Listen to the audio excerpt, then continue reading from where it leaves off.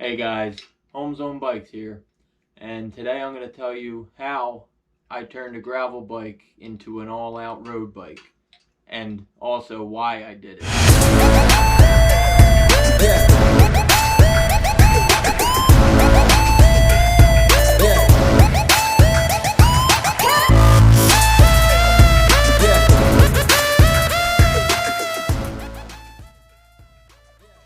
So, I'm sure the first question most people will have is, why didn't you just buy a road-specific bike?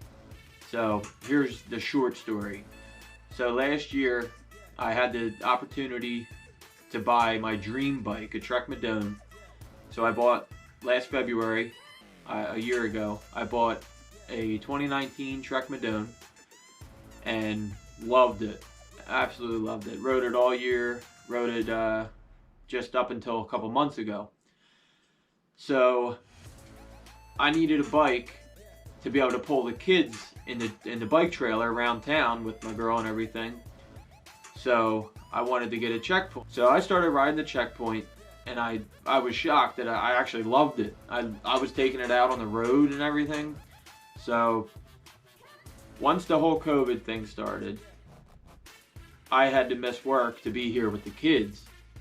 Cause my girl's a nurse, she works overnight, so she needs to sleep during the day. So we couldn't, our daughter wasn't going to school or anything, so I had to be here with our daughters.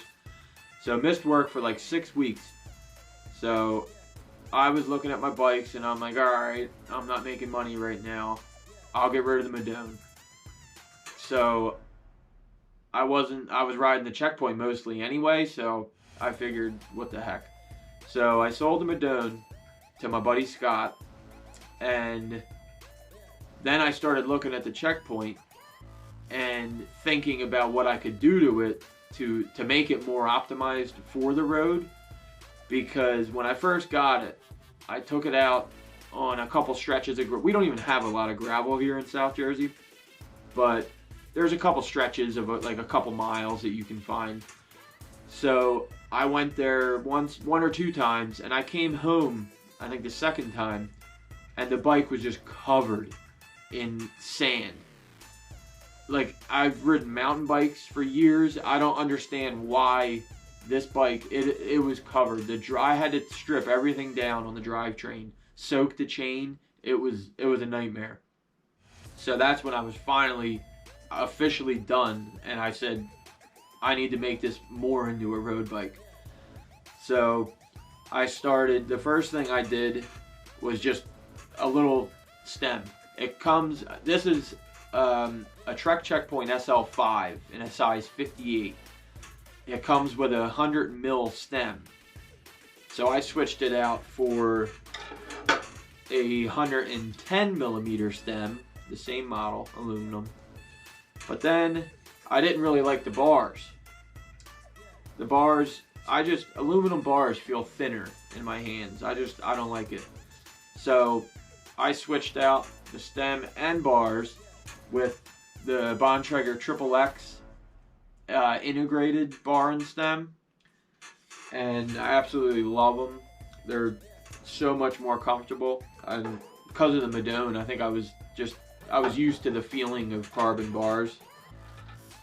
So I also switched out the seat mast cap. This model, the SL5, it comes with 105, so it's not the highest level. So this model comes with this super heavy aluminum seat mast cap. And the good thing about Trek bikes, any Trek bike that has a round seat mast cap, they're all universal. So I bought, I think Trek calls it the ultralight seat mast cap. So put that on there. I mean, this thing is seriously heavy. So switched that out.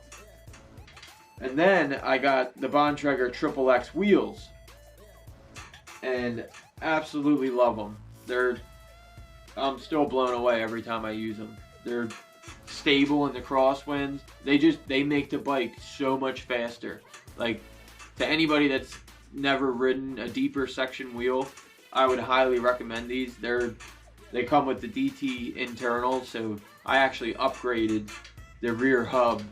Bontrager ships them with 36 tooth ratchet inside, and I upgraded it to a 54 tooth. So, and then the last thing I did just yesterday was I got rid of the fork. The fork is massive that comes on the checkpoint. It has tire clearance for 45 millimeter tires. You can actually fit a small mountain bike tire on here. So with my even with a 28 millimeter road tire, there was so much room in there. And the thing about having this fork on the bike, when I had this fork on, the tire, the back of the tire, you can see this gap right here. It's pretty small. The tire was like back here. There was a huge gap in here, and I took this out today for the first time on this new Damani SLR fork that I put on yesterday, and I couldn't believe how much better the bike felt.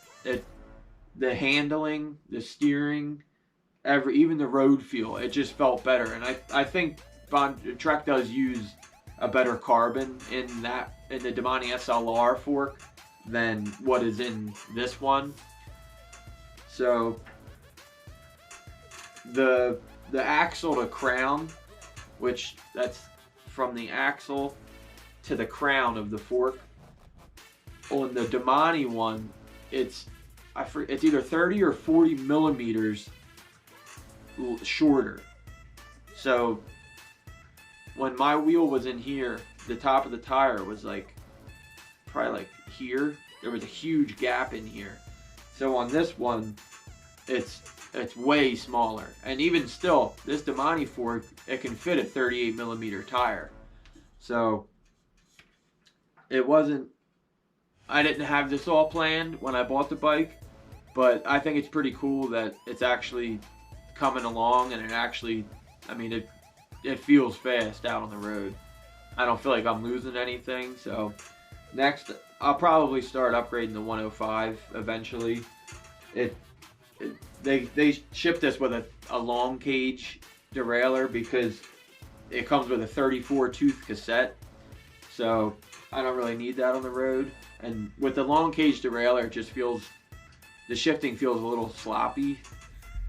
Yeah, like I said, none of this was really planned from the start, but I'm just happy that it's actually seems to be coming along and everything's working out pretty well. But there's still a few things left to do. Like, I definitely want to upgrade the drivetrain from the 105 to Ultegra. More so, I would leave the 105, but with it having the long cage rear derailleur and everything, it's just, I don't need that for my area where I ride. There's no big mountains or anything close to a big mountain. So, and I definitely have to shorten the cables from how much I've lowered the handlebars. I haven't trimmed the cables at all. They shouldn't really be sticking out that far, so definitely need to cut them down a little bit. So, but there's the bars. Bikes, it looks pretty good. I'm happy with it. So, but the biggest difference by far is the fork. The fork alone, just, it totally changed the feel and the ride quality of the whole bike. So definitely recommend, if you think about doing this, just double check the numbers and the geometry and everything of what fork you would be getting. So, but if you have any questions, definitely feel free to drop them down below. I'll definitely answer them. So everybody, take it easy and stay safe. Thanks for watching. Hopefully you guys are subscribed. If you could subscribe, if you're not, I would greatly appreciate it. I already have an order in for some Ultegra parts, so I will be swapping out some stuff soon. So thanks again for watching. Homes on Bikes out. Peace out, guys.